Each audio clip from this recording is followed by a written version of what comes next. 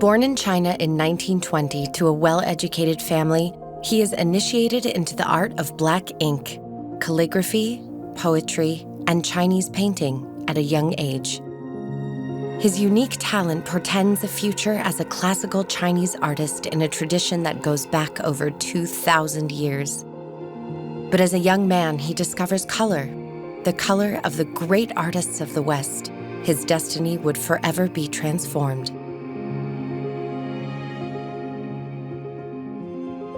At the age of 35, a renowned painter in his own country, he decides to abandon everything to explore the modern art scene in Paris. A figurative painter at his arrival, the artist soon becomes fascinated by abstraction. He connects with his deepest inspiration, nature. At first, he is called the Song Dynasty painter of the 20th century.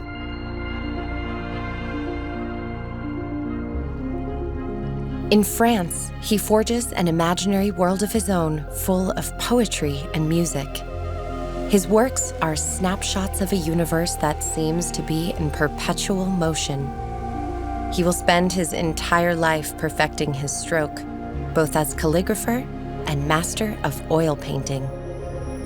His work leads to an unprecedented convergence between these two worlds. 80 years of creativity, both personal and universal, his work has been acclaimed throughout the world. Each one of his masterpieces carries a unique signature, that of Chu Teh-Chun.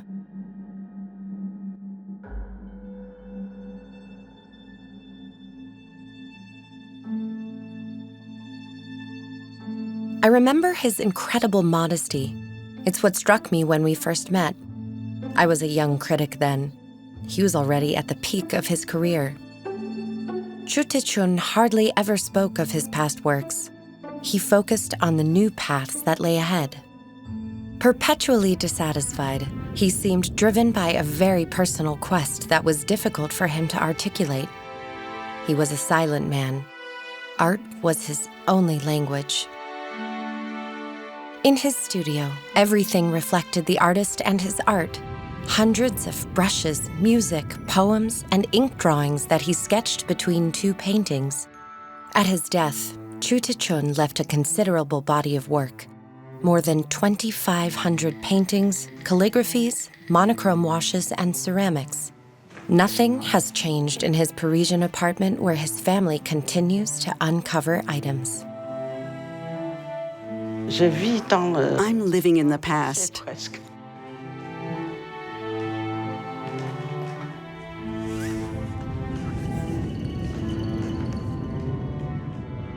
While he isn't physically here with me, he is always close by.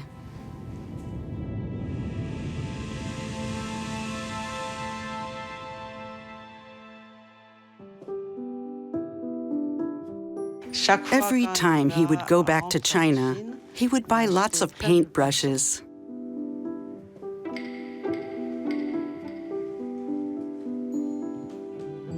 This is his last unfinished work.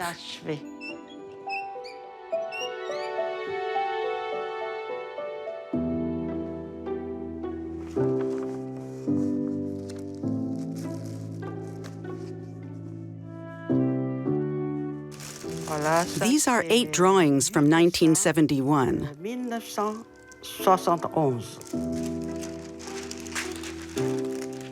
That's 82, 83. I wrote everything down. The year. I'm the only one who knows this. I have to do this correctly, in the right order, so that the children will be able to follow. It's for the next generation.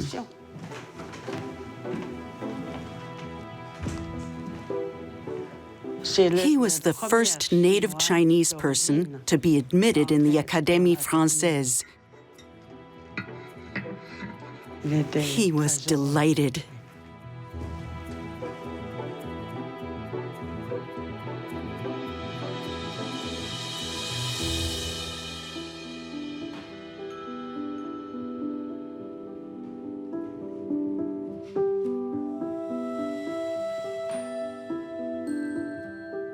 This picture is the first one that we took together.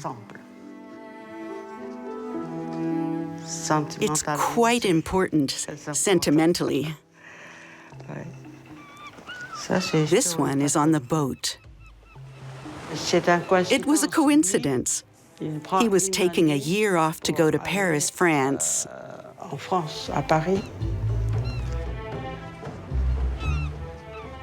We both ended up on the same boat. The trip lasted a month, with lots of stopovers.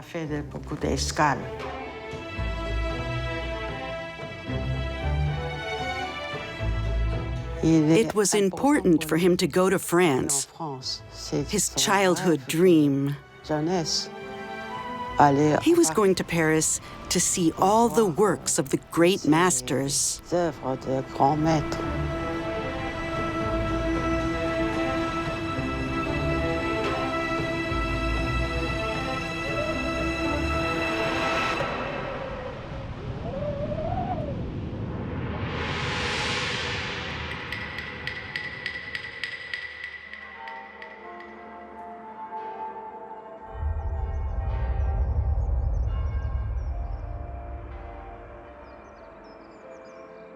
I came to Paris in the spring of 1955 to find answers to my deepest thoughts. I had to fend for myself. These were Chu Teh-Chun's first words at his inauguration to the Academy 40 years later. In China, he was a well-known artist and respected professor, an icon for the younger generation. In Paris, he had to start over at zero and make a name for himself. He doesn't speak a word of French, knows nobody nor anything about the art world. He only intends to stay a year, but that would soon change. He moves into a small room at a cheap hotel on Le Monde Street. His difficult living conditions don't matter to him. He's fulfilling his dream of being in Paris and discovering the museums and their fabulous collections for the first time. He dropped his bags, and immediately we headed to the Louvre Museum.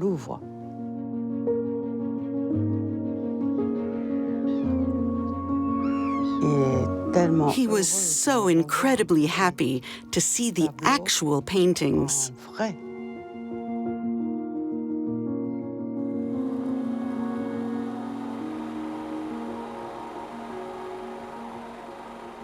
He arrives in Paris and finally discovers with his own eyes paintings that he had never seen. He's eager to visit all the museums. He goes from one museum to another, spends his days at the Louvre, heads off to the Rodin Museum.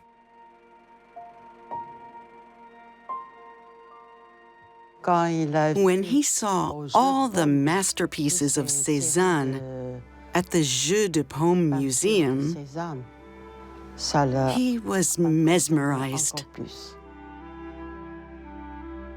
At the Jeu de Paume Museum, he finds paintings by Cézanne, Gauguin, all of the artists that he admires, Matisse and Picasso and so many others. They're all the painters that he had studied, even artists from the past. What was extraordinary is that he recognized every one of them without reading the signatures. From a distance, he knows who then the artist is. He recognizes them. He realizes that the actual works are so much more striking than the prints that he had seen before, as if he were discovering them for the first time.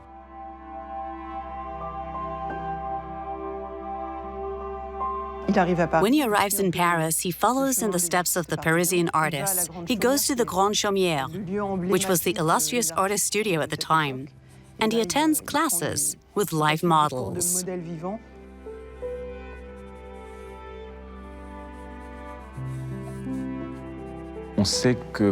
We know that when he was in Taiwan, it was complicated to find live models to work in the nude.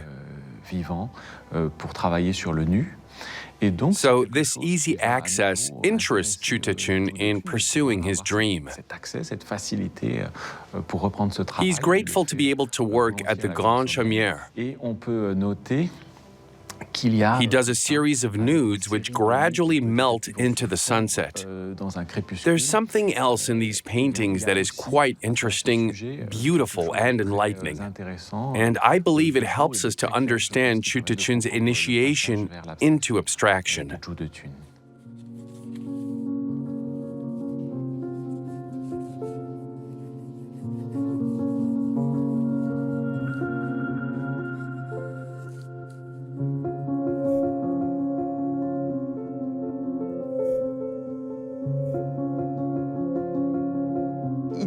He yearns to become part of the Parisian art scene. So he shows his work in salons, he exhibits his portrait of Thérèse, and he wins a prize. It was encouraging for him. But at the same time, he was in the midst of a transition from figurative to abstract art. While he was working on the portrait of Thérèse, he was also exploring abstraction, so he begins questioning his direction. I'm being recognized for my figurative work, but at the same time, I'm moving towards the abstract.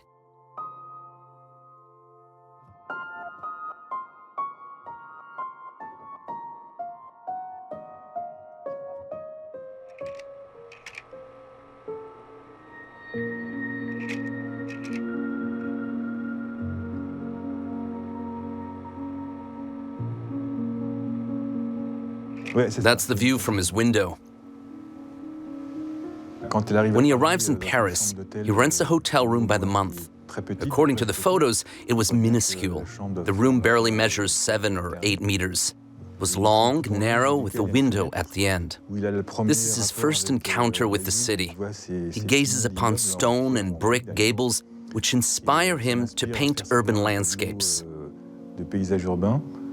These scenes of Paris, of trees in winter, represent the beginning of his attachment to Paris. One has to realize that the scenery, the atmosphere, etc., is familiar to locals, but for someone who comes from China, everything is completely new and extraordinary.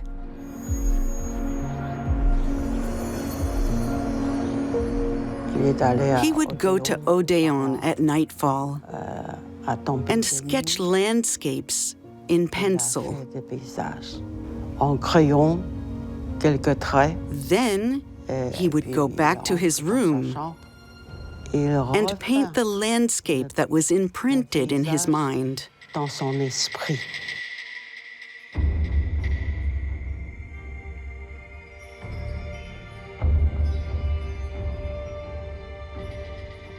He was looking to go beyond pure figurative painting, and that's when he started to seek new ideas that would lead him beyond figurative to an original form.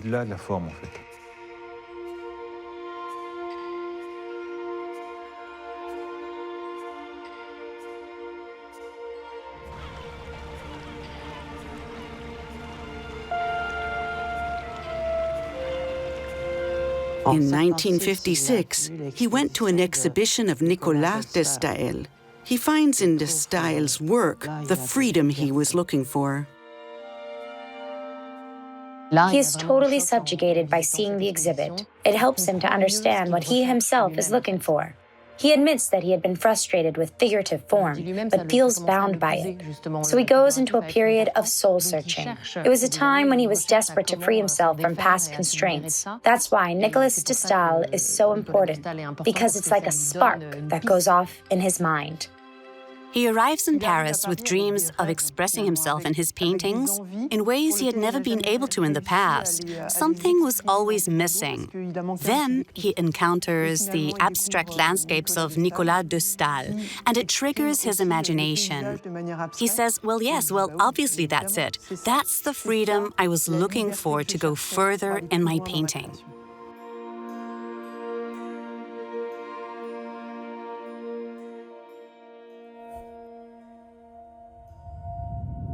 It's a turning point for Chu Teh-Chun. He has found his path forward, the path of freedom. So despite the fact that he is becoming well known for his figurative style, Teh-Chun turns toward abstraction. In his little hotel room, he throws himself, body and soul, in a new direction full of uncertainty.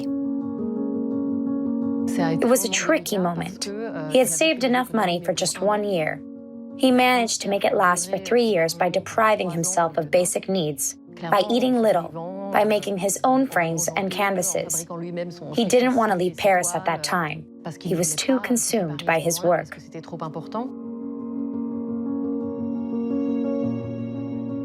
In the beginning, he doesn't sell anything. He doesn't even know how to go about selling his work. His friends advise him to go see the galleries. He succeeds in getting an exhibit at the Au Pavé Gallery, where he only shows his recent abstract paintings.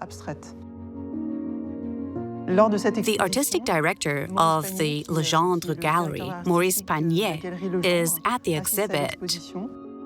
He goes to visit Chu in his little hotel room to see his other work and ends up offering him a 6-year exclusive contract with his gallery. This provides Chu not only with a regular income, but the possibility to stay in France and live off his art.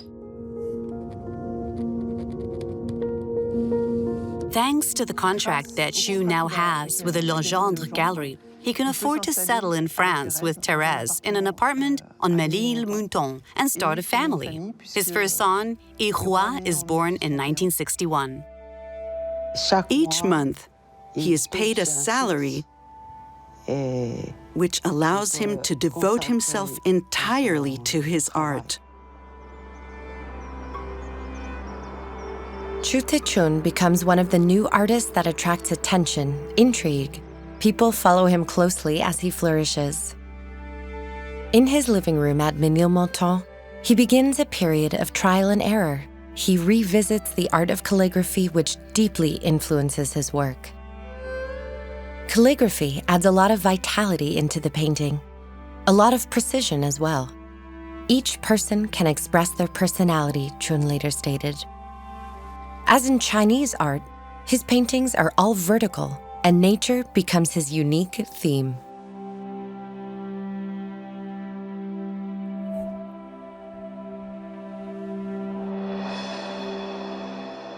The further he felt from his home, the more he needed to renew with his Chinese roots, I believe. By experimenting once again with calligraphy, he was in fact returning to his culture, his education, his childhood, and everything he had experienced when he was in China. Chu didn't need to be facing a landscape in order to paint it. It came from his imagination. It was what nourished him throughout the journeys of his childhood and education. All of those early images reappear in his paintings.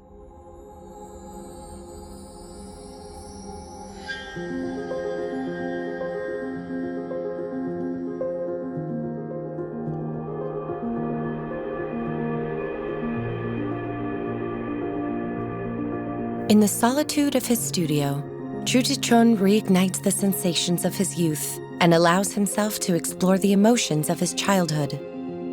His painting is internalized, says the critic Daniel Molinari. Freed from the constraints of the visible and the image, he draws from his memory and behind the closed doors of his studio, progresses to an alchemy between the past and the present, the real and the imaginary, the form and the non-form.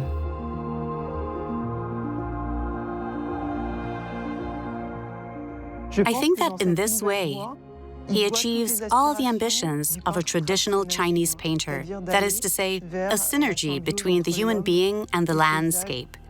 When you study calligraphy, which embraces poetry and philosophy, there is a passage towards abstraction which can be found in traditional Chinese painting, seeking harmony between man and nature.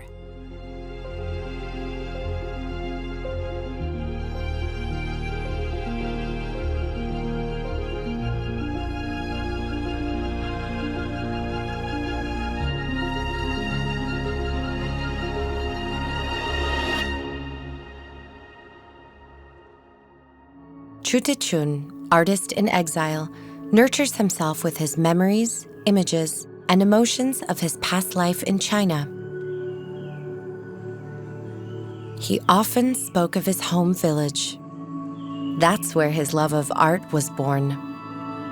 His childhood memories consist mostly of nature, the mountains, the river in which he would swim, the fields he would cross to go to school. He was someone who was totally imbued with nature. His homeland, Vitry-sur-Seine, is a village surrounded by mountains, rivers, and greenery.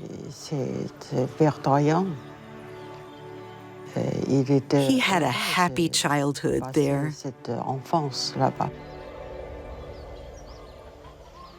His father and grandfather were well-established doctors in his village, as well as art collectors. His father played an important role in his education. He felt strongly that his children appreciate art and culture and learn calligraphy. His father would show him paintings from the family collection. Works of artists such as Dong Chi-chong, De Zuying, De Chen-Shu, and many others. That's how my father planted the seeds of my passion for painting, he later recalls. At the age of 5, he began learning Chinese poems and literary passages by heart. He would use a brush to copy calligraphy of the great masters of the Tang dynasty. But it was the more fluid and free work by Wang Zhi in cursive script that incited his passion for the art of calligraphy. He learned the art of calligraphy in the traditional way, by copying the great masters. That's how children would be taught at the time. They would try to imitate the ancient calligraphers. His father noticed that his son was unusually gifted. It wasn't just something that interested him. He clearly had a special talent for it. It occurred to him that art could be son's path in life.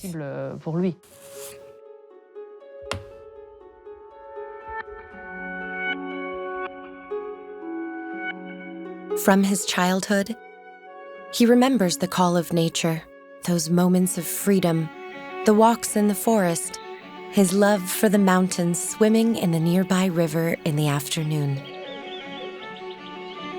It was that nature that inspired his passion for art.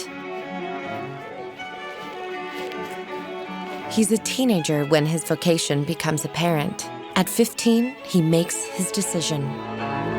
He will be a painter.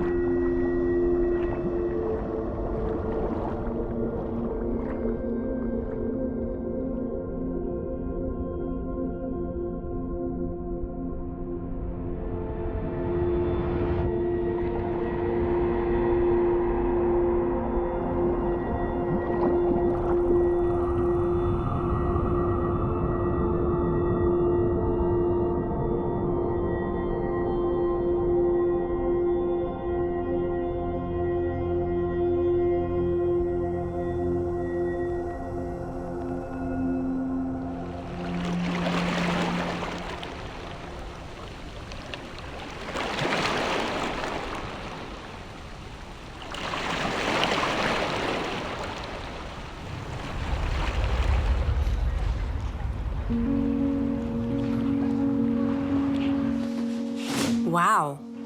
There's still all of this to sort. This is your father writing to your mother. Yes, yes. Oh, yes, when she was in Texas. Oh, yes. When she was in the United States. Oh, this is a lot of stuff. And this, too. The ones with the little red bows must be love letters. And this must be the return letters from my mother. Oh, great. It's clear. There is a lot of sorting to do. I think there were a lot of letters that were received, read once, and then put away. When my father passed on, I suddenly realized that he could no longer share his memories with us. So that left my mother and the archives. The only one who could help us to understand the archives is my mother. So there's a certain, not a race against the clock. Everything is going well, but it's important to take advantage of the fact that my mother is still here in order to shed a light on past events. Excellent. Do you know who it is? It is his nephew.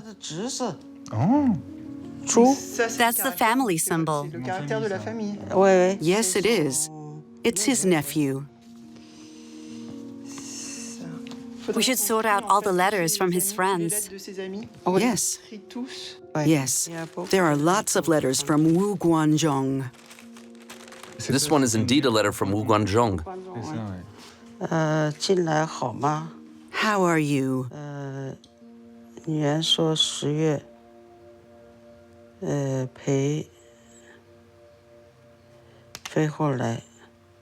A trip to Kwanton was initially planned with the sculptor Ferraud. They got along very well, like brothers. It is a friendship which dates from 1935, and they remained friends their whole life. He was also a great painter in China. He stayed in China while Chu came to France. Is Wu Guanzhong? There are so many things that we discover over time. I would say that it belongs to his father's legacy and that of my mother-in-law. And now it's our turn to pass on this history, this amazing history, to be able to transmit it, to keep it alive. Ooh la la. Oh, all that mail. But who is it from? Is it your mother? Yes, I think so. It's your mother's handwriting.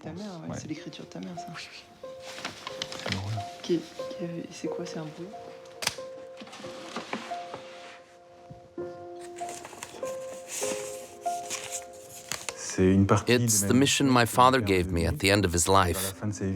He asked me first of all to take care of my mother, of course, and to attend to the work that he had done all his life, to keep it alive.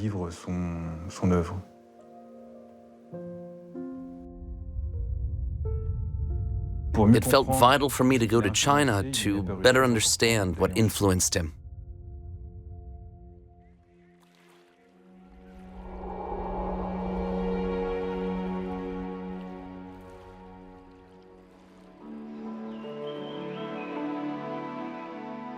This is where his career really begins. In Hangzhou, the region that the Chinese call paradise on earth.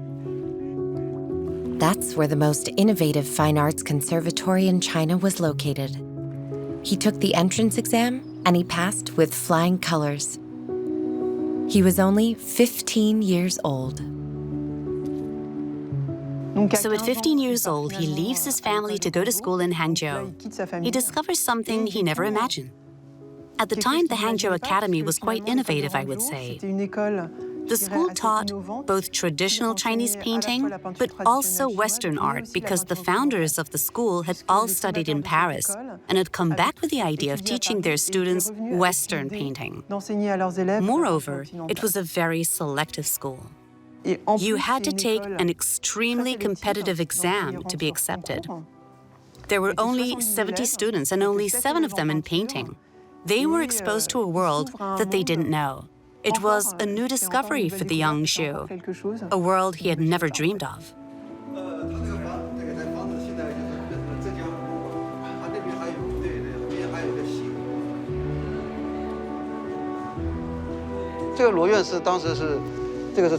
This school was established in 1928 by the Minister of Education, Mr. Tsai Wan-pei. He wanted to establish the school on the banks of the Western Lake. The exact place is actually an intersection of four arms of the river. It is located in the middle of the West Lake. The students would be able to study in a unique artistic environment. At the time, the school also had a music department as well as theatrical studies. A theater was built there. The year Chu Teh-Chun was admitted, the last building of the school was constructed. Hangzhou was an experimental school, purposely located in an inspiring landscape for the students. That is to say, that it was right on the lake. We learned that the school had a zoo, so that the students could study morphology.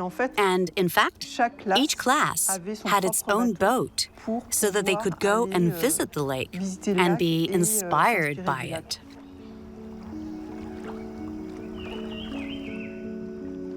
At the Beaux-Arts, Chu Teh-Chun works tirelessly. After classes, he likes to paint by the lake with his friend Wu Gonshu, a friendship that will last a lifetime. The two friends met a third student. His name is Zhao Wuqi. Three great painters of the same generation that will thrive thanks to the vision of this one man, Lin Feinmian, director of the school and an innovative artist. He introduces modern art into his teaching. Chu Teh-Chun told me that what he had learned here stuck with him for his whole life. His Western art teacher, Wu Daiyu, transmitted his passion for Cézanne to him, while his classical art teacher, Pan Tianshu, trained him in traditional painting.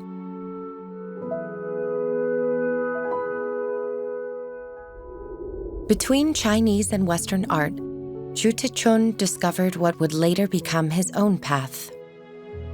But the terrible history of contemporary China would soon catch up with him.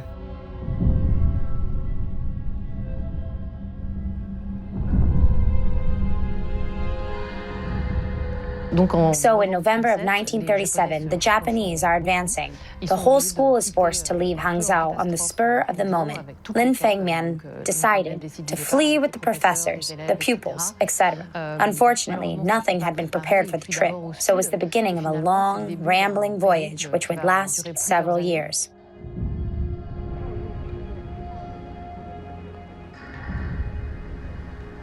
Chu Teh-Chun was 17 years old when the war broke out. It lasted 8 years, with nearly 20 million dead and millions more displaced.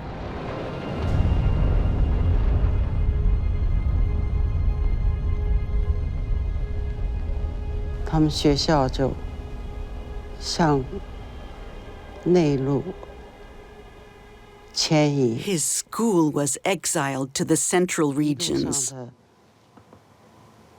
They were confronted with the horrors of war, the flight and exodus of the people.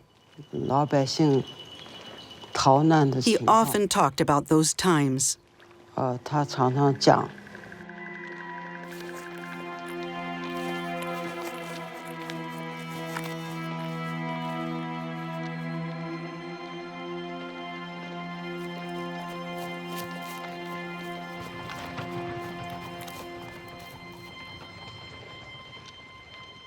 They did a lot of walking. They also took boats and buses and would sleep anywhere they could, often in abandoned temples, which they also used as classrooms. Sometimes they would arrive in completely deserted places. Sometimes they were attacked by bandits.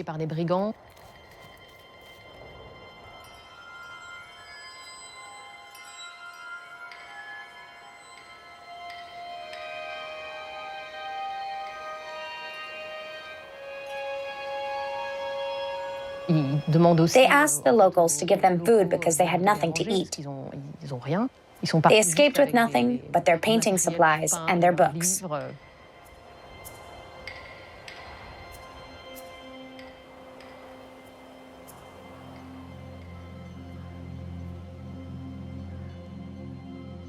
This experience, facing the realities of war, exile, bombings, etc., forces these young students to mature well beyond their age. Fortunately, they are able to remain within the school environment as students, and their professors all travel together. Chu Teh-Chun himself will go from student to professor over these long years in a country in complete chaos. Constantly on the move, daily life becomes more stressful each day. But the students find comfort in the landscapes they encounter and immortalize with a stroke of a pencil or a brush. The memories of the vast and breathtaking land that Chu Teh-Chun sees for the first time will remain with him forever.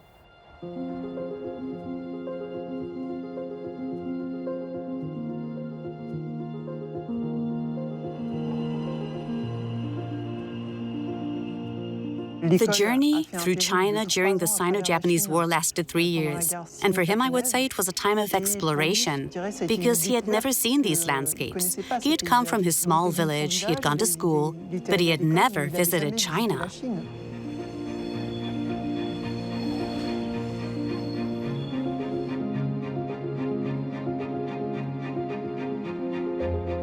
These landscapes would inspire him for the rest of his life. In his paintings, you get a sense of his imagination, of the landscapes that were inscribed in his memory.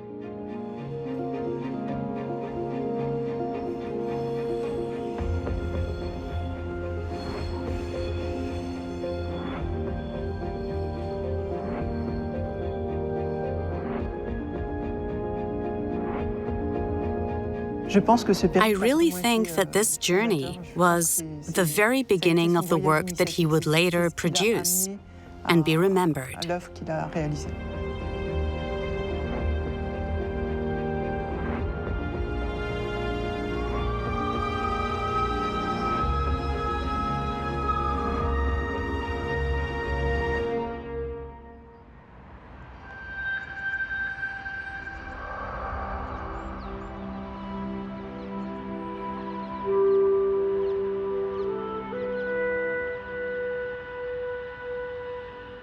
In the 70s, he was lucky.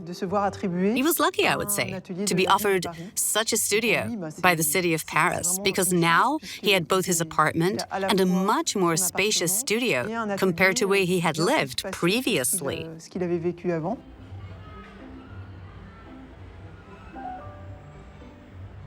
The studio upstairs, the apartment downstairs, the children go up to the studio to see their father, and all that in a warm atmosphere, in spite of the fact that they are in low-rent housing owned by the city of Paris.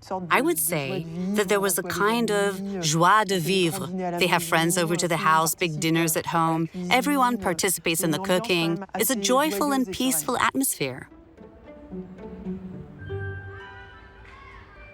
We had a simple life. My father didn't need luxuries that he couldn't afford or that he himself couldn't even imagine. He was not a socialite at all. He didn't seek out relationships with this or that person because, for him, the most important thing was his work, his paintings, his art. So now he can devote his time to research, to work, and he continues to search, to go further in this quest for perfection. This is his first time he finds himself totally at peace in his work. Chu Teh-Chun has laid the foundation for his writing.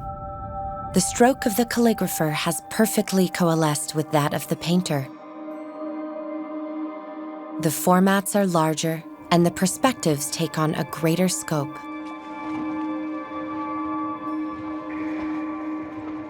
In this quest for depth, where broader strokes and violent emotions seem to invade the space, Chu Teh-Chun explores the effects of light and shadow.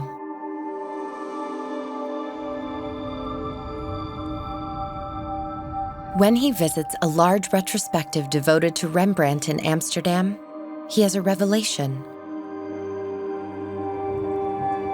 He spends hours in front of the self-portraits of the great master of chiaroscuro, fascinated by the depth and intensity of the light that seems to gush out from within his paintings. Since de Staël, this is perhaps the most significant shock that he has experienced. He already knew a bit about Rembrandt, but he has another revelation about the depth of his painting. It amazes him that centuries later, people are so touched by this masterpiece, and he himself is so moved by the depth of the painting. Some people say that from the moment on, they observed a new light in his paintings, and even an inner focus that appears. He himself says that light is essential for him in his paintings, necessary for painting.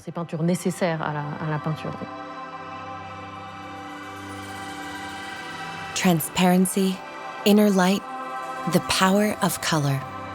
Chu Teh-Chun's works expose the depth of his emotions, the infinity and mystery of existence. His paintings grow in size, his triptychs multiply. But abstract art is no longer in style.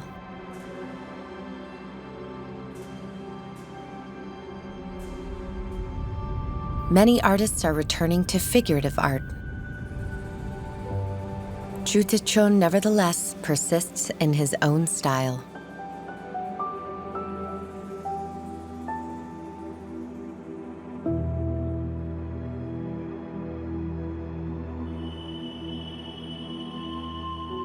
In the 70s, of course, there were still exhibitions of his works, but it was a bit more difficult because his style of abstract painting was no longer fashionable. Modern painting had shifted back to figurative, the new realists. He, of course, continues on his path exploring abstraction. What happens in the world around him doesn't matter. He's pursuing his inner quest.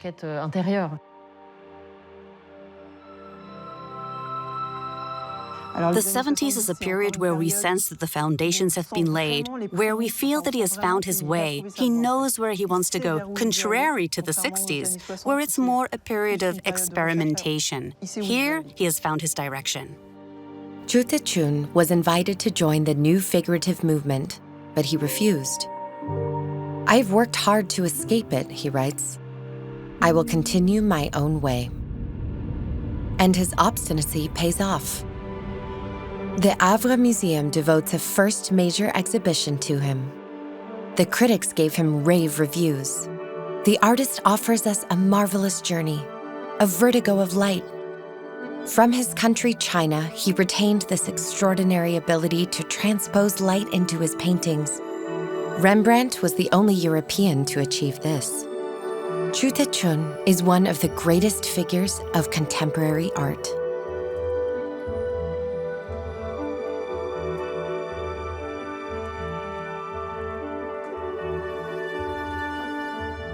When I was a student at the Beaux-Arts, I went to see his exhibition in Le Havre. He plays a very important role in my life. I had just arrived in France, and I was really lost. I didn't know anybody, only that Chu Teh-Chun was a great painter, and that he was 40 years older than me. We were 2 or 3 generations apart. When I arrived in France, he welcomed me into his home with open arms. It was really touching. I think he is an artist who is very generous towards the younger generation. Maybe he is a little reserved, a little shy, a little humble, a little too modest. So his work is very individual. He looks to nobody but himself.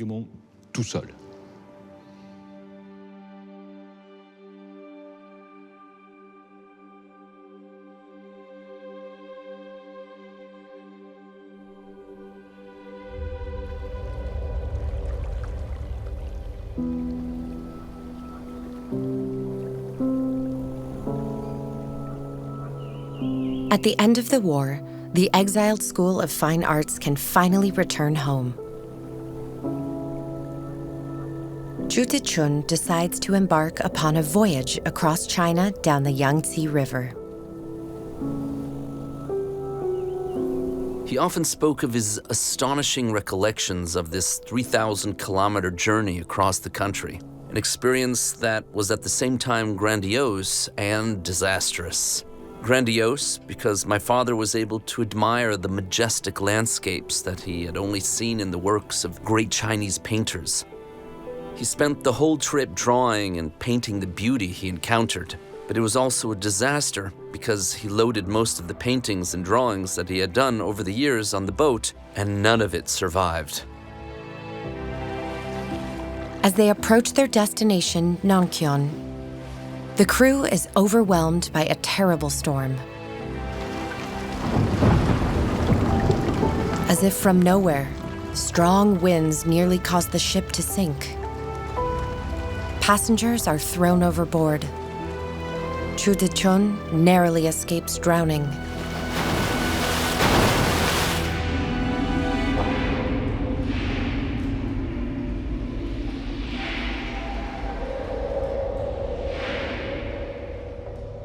During his journey, he had completed over 100 paintings and more than 400 drawings.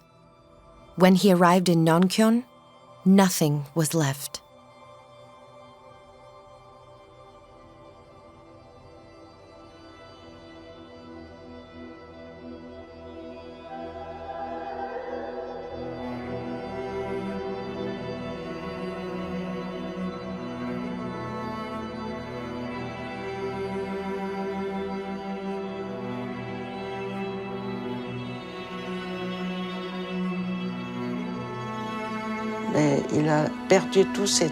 He lost every trace of his past life.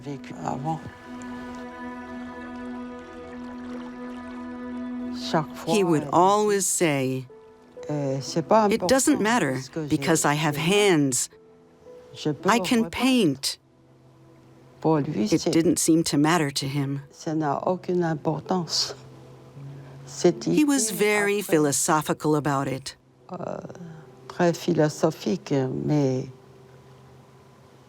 But it's important to understand where a painter is coming from.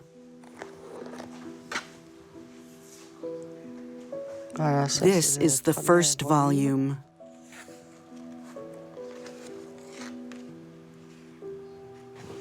We said to ourselves that this time we're not going to make the same mistake, and he started to make sketches of his work.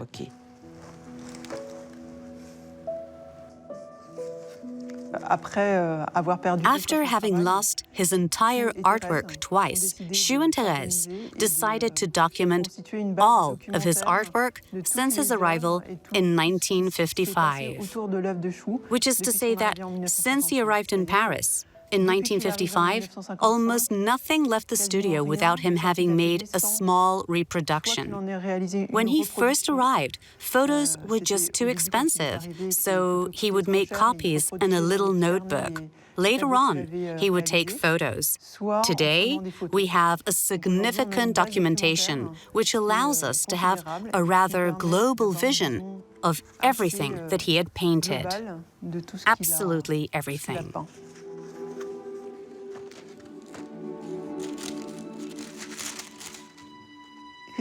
White jade space. These are often quite abstract titles.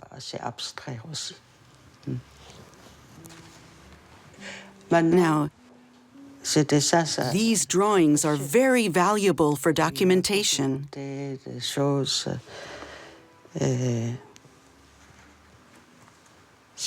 wasn't done for naught.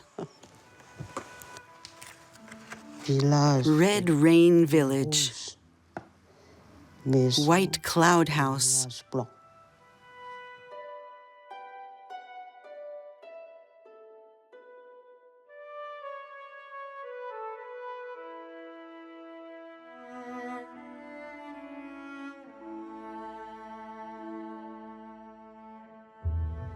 Ah, yes, that's it. He goes to Alishan in Taiwan, in the mountains, where he does a lot of painting. We found a lot of undeveloped negatives, which we had digitalized. We're going to look at them now since they're part of the archives that we want to preserve. We've received about 900 photos. We are in full discovery. It's really exciting. It's a bit like Sherlock Holmes. Look, they are beautiful, these paintings there too. Oh yes, very beautiful. They're watercolors. Ah, watercolors. It's a small format. They're photos of his paintings. We don't know at all where they are. This one, this one, this one, and here. It is the year 1960.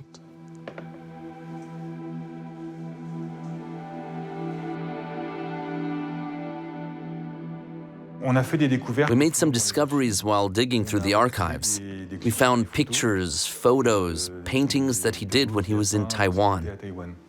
It sheds a new light on his style of painting when he was still doing figurative.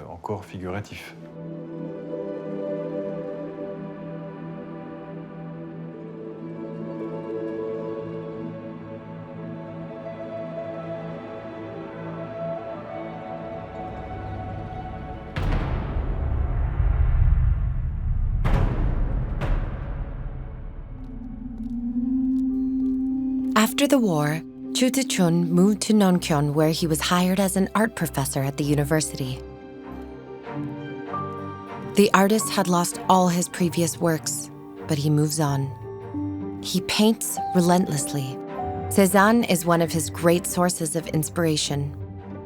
Chu Teh-Chun is, at that time, recognized in his country as a figurative painter. In Nonkyun, he meets his great friend Wu Gongzhan, who had just obtained a grant to go to Paris. They share the same dream, that of discovering the European art world. But Chu Teh-Chun had just married his first wife and is the happy father of a little girl, Kate.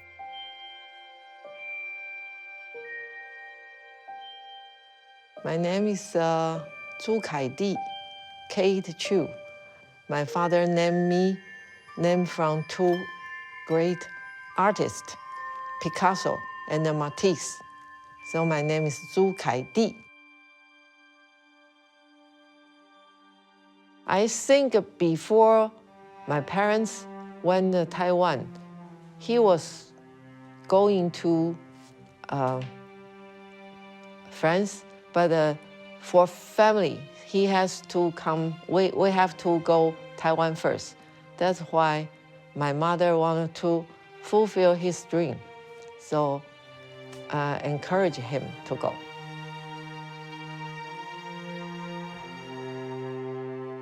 I think he want to go France because he want to open his eyes to see the whole world. Other countries' art, especially in Europe, right? The more artistic than other part of the world. That's why he want to go.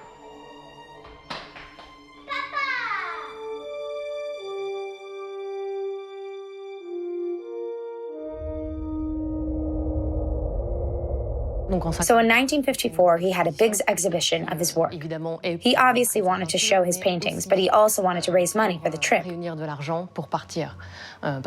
been thinking about it for a long time. He didn't receive a grant like some of his friends. So he raised the money himself by selling all his paintings, not only to pay for the boat, but to live in Paris for at least a year.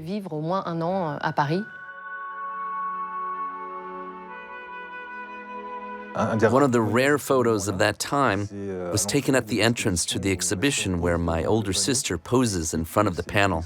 It explains that it's my father's exhibition. It's very moving. And before he left, I think whole family, even my cousin, we took family pictures. And I still remember the day. We were in the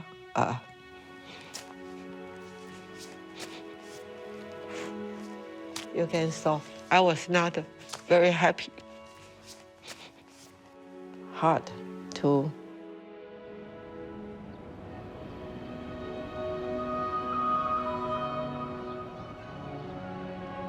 so he just hugged me and kissed us goodbye and say, we'll be soon seeing each other.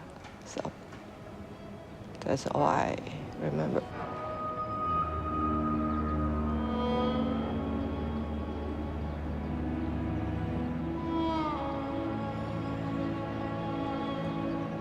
He will be gone maybe just for 2-3 years, that's it. He never came back.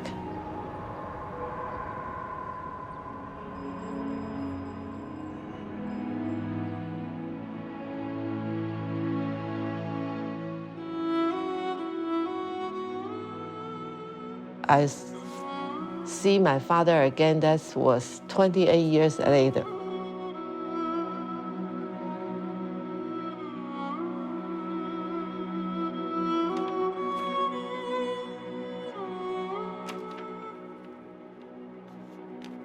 The 80s are a turning point in the life of Chu Teh-Chun, who finally reunites with his first daughter. At the same time, China was opening its borders. At the age of 65, after more than 30 years in Europe, he returns to his country where he can at long last see his brother and his friends. There was more freedom to travel.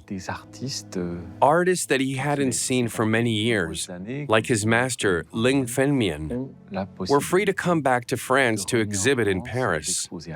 This was obviously a new era. Chinese artists were able to travel again with ease. One can imagine how rich these exchanges must have been. Such interactions also occurred when Chinese artists living in France, like Chu Teh-Chun, were finally able to return to China.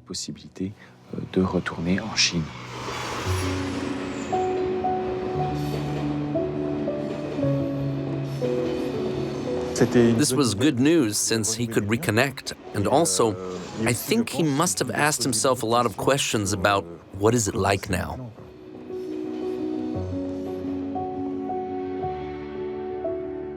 It must have been an extremely powerful moment for him because it had been more than 30 years since he had stepped foot in his homeland.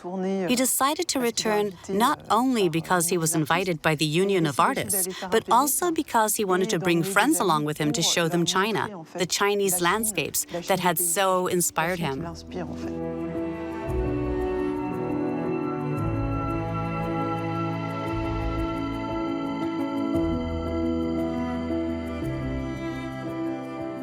He saw the greatness of China. It inspired him even more.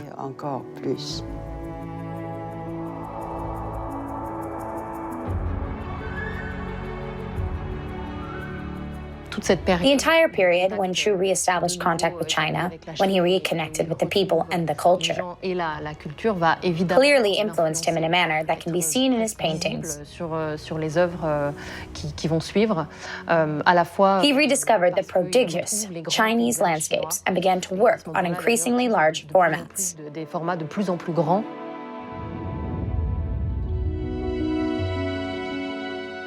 He also reviewed the technique in Chinese paintings.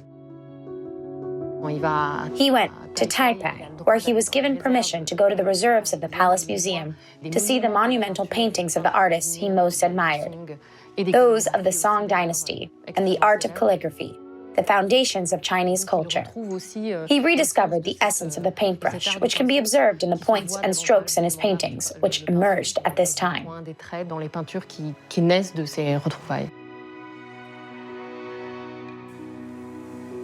There is innovation in his paintings. He has really gained in depth, in color.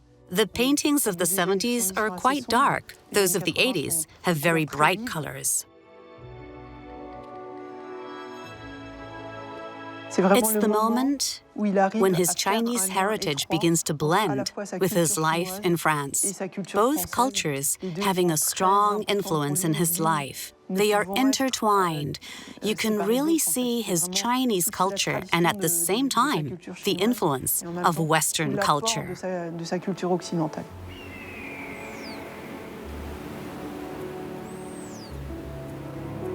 In China, several large exhibitions are devoted to him. The public, the critics, and his former friends in the fine arts give him an excellent welcome. These exhibitions are a success. He is finally recognized in his country of origin. For Chu Teh-Chun, it is a great achievement. I think it is very important for him to have the esteem of his countrymen, of his culture. Especially since his friend, Wu Ganzong, said that his painting was Chinese. So it's also this recognition from his peers. After all, he was trained there, and it's a public that he sought to impress. It wasn't possible for years, but it was probably something that he had kept in the back of his mind.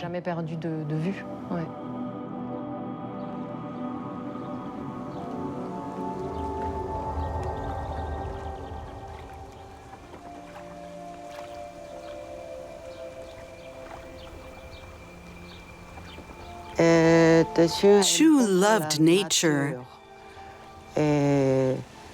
especially the change of seasons. He was very sensitive to it, especially autumn.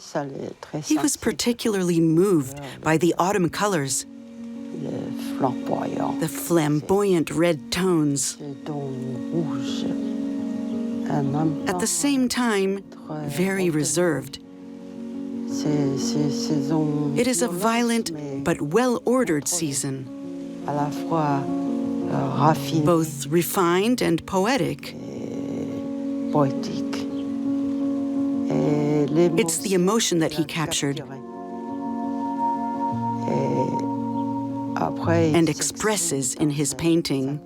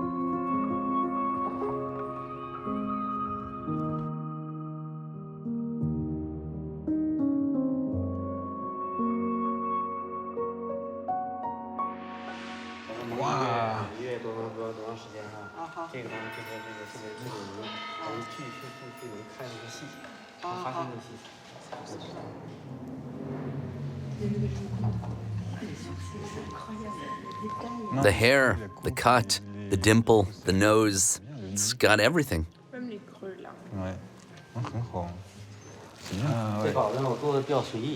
This one is a freer version.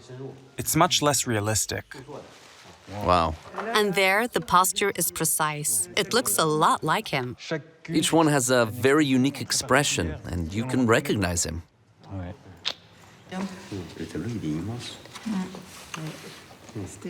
It was in the workshop. It was here. He had his palette here, right here. The palette was more or less there. And there were the paintings all around. And there we have a photo. And where is this? It's here. I took the picture. And do you remember? There was plastic on the ground to protect the floor. Yes, the big plastic sheets. It was a place to have a lot of parties, events, Mom's 80th birthday. So we all took a little advantage of it. What's great is that now the workshop has been taken over by an artist who continues the legacy. That's fantastic.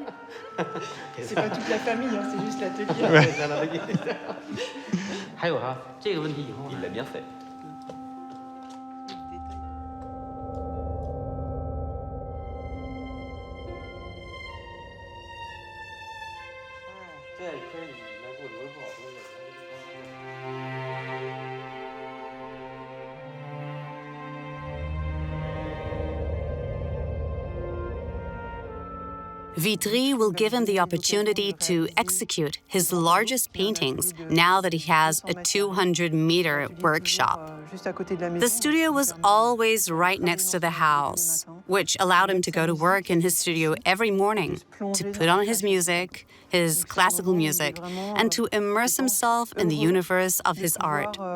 This is a time when I think he is really happy to be able to express himself in a big way, to be free of size constraints, of material constraints too, because he can live comfortably from his work and devote himself exclusively to his passion.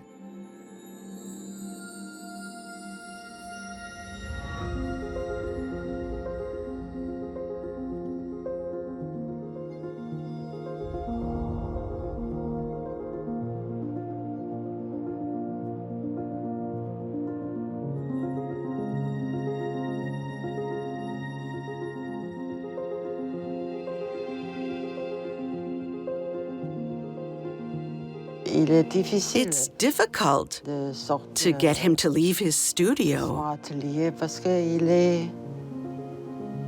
because he's so absorbed in his work. And he is so happy doing it.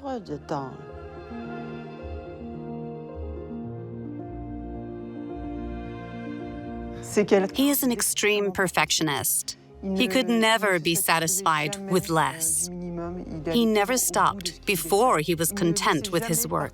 He never let anything out of his studio that didn't suit him. He is very strict towards himself while working.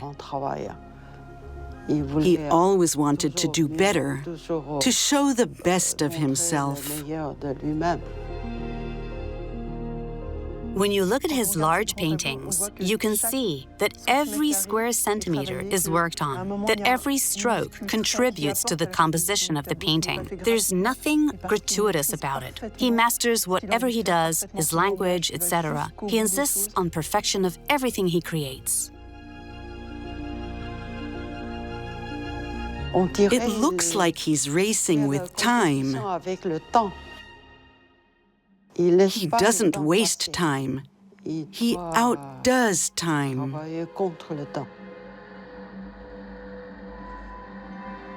He would often say, "I express everything on the canvas. What more can you ask of me?"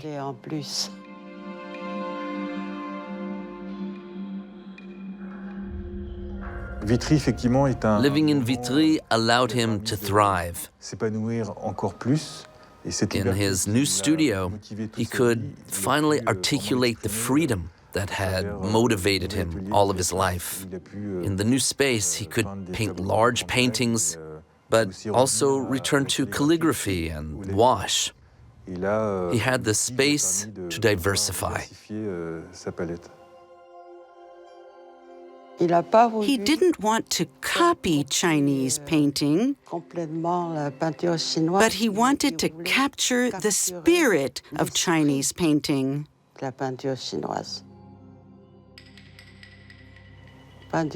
Chinese painting combines three things: poetry, painting, and calligraphy.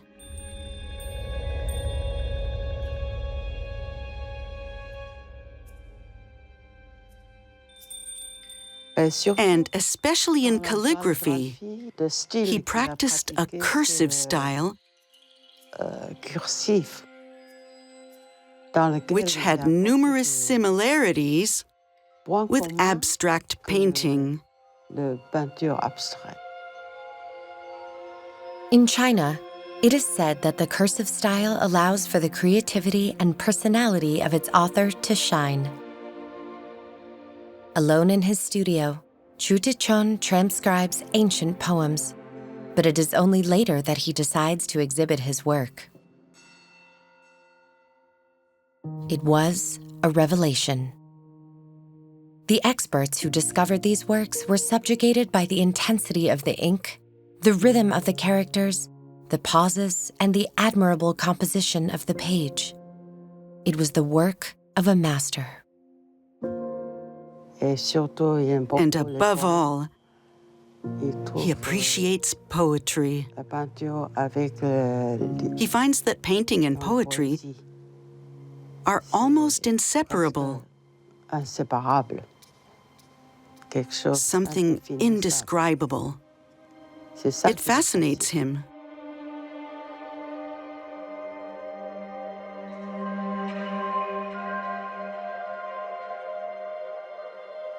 Will a moon so bright ever arise again?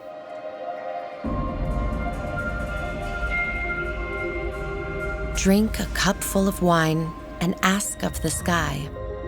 I don't even know where the palace gate of heaven is, or even the year in which tonight slips by.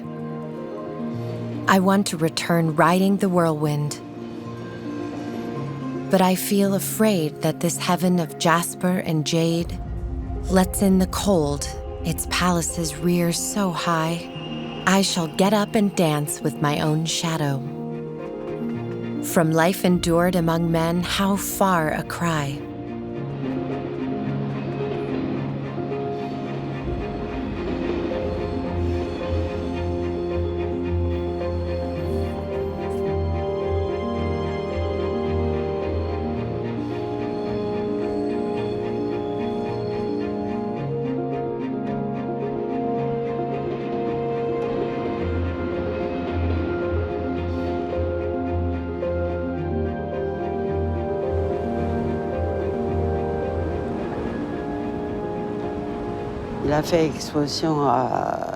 He had an exhibition in Geneva.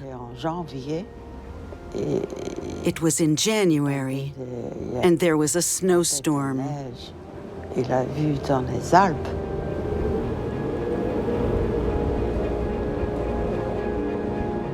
He said, "Oh, how wonderful." For a very brief moment, it was a real thrill.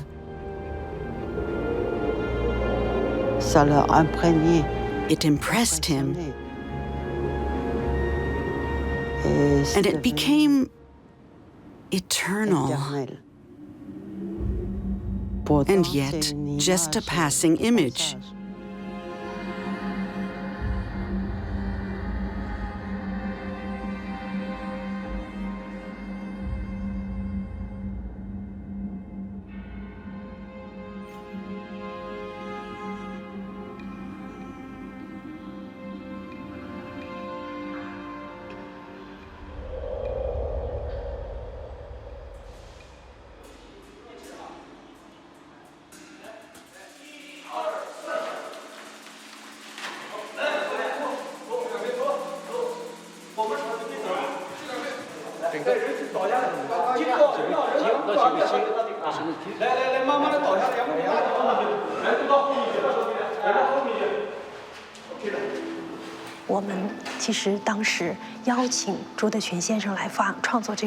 When we invited Mr. Chu Teh-Chun to create this masterpiece, we felt that such an abstract work had its place in the art scene, in the Shanghai Grand Theater.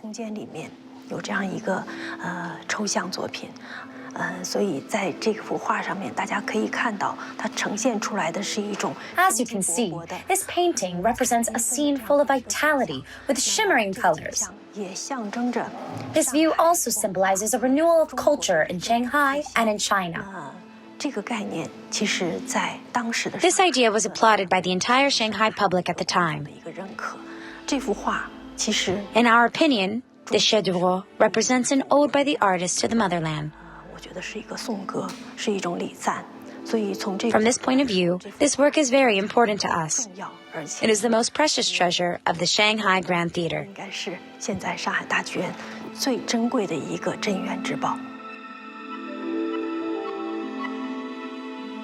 The painting for the Shanghai Opera was, of course, a major event in his career.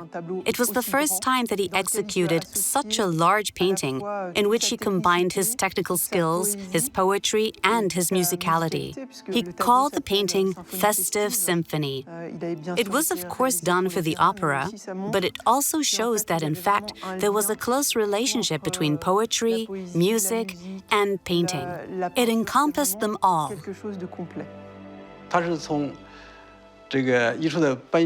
He captured the quintessence of Chinese and Western culture, as well as the principle of creation in both cultures.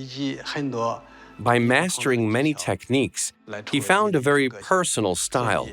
Thus, through his works, we can see his deep cultural and artistic knowledge and his unique pictorial language.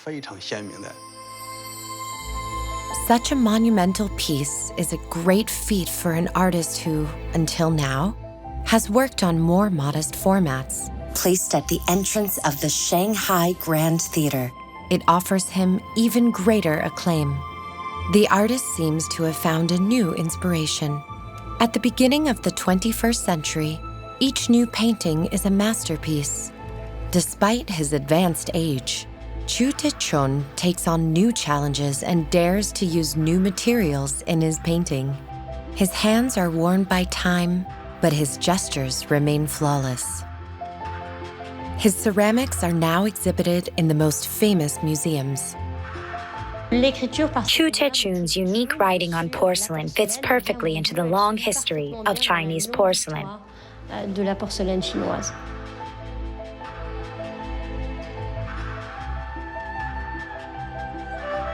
When you paint cobalt blue on porcelain, you can't erase your stroke. There is no possibility for correction. So in fact, he finds himself working on porcelain in exactly the same way as on paper. There is no possible regret. He can't go back on his stroke. That's why I think that his porcelains are a perfect expression of Chu Teh-Chun's gestures and energy.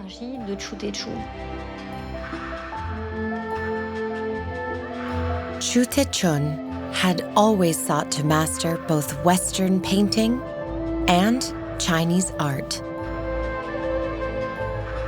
At the end of his life, he achieves his goal. The field of possibilities appear infinite. We can clearly see in his paintings that he uses both a traditional technique of Chinese painting, slightly attenuated. That is to say that there is a lot of transparency in his paintings, but at the same time, he uses the technique of oil painting with strokes that are extremely precise and very dense in color. When you see the painting, you get the impression of a 3D image. The painting appears to rise off the canvas. We can see this effect of transparency in the blue backgrounds. It gives the impression of volume, whereas obviously, the painting is completely flat.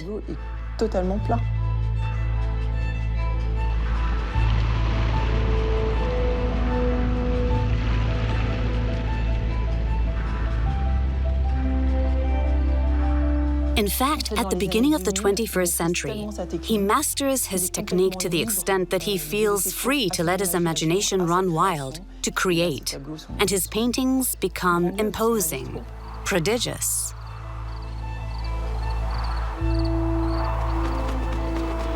Towards the end of his life, we can see the joy, the enthusiasm, despite his old age. It's as if he had discovered something, a revelation. Something that made him happy to paint, that made him anxious to paint as much as possible, which he did until the end of his life. It's true that something comes through in his paintings. They're brighter, more exuberant colors. I think it was the poet Francois Cheng who termed the phrase a painter of joy. Towards the end of his life, Chu's eternal dissatisfaction dissipated as he achieved his life goal. His stroke of genius proved to be that of an exceptional artist of poetic and infinitely cosmic creations. Chu Teh-Chun excels in instilling in his drawings a living soul and spirit, as if the richness of his life had taken root in the fertile soil of his paintings. My efforts to talk about his painting make Chu Teh-Chun smile. He replies, "Looking at painting is like listening to the music. Sooner or later, like the painter himself, we must set aside conscious thoughts, allow sensitivity and intuition to lead the way to the very heart of the creation, and lose ourselves in it."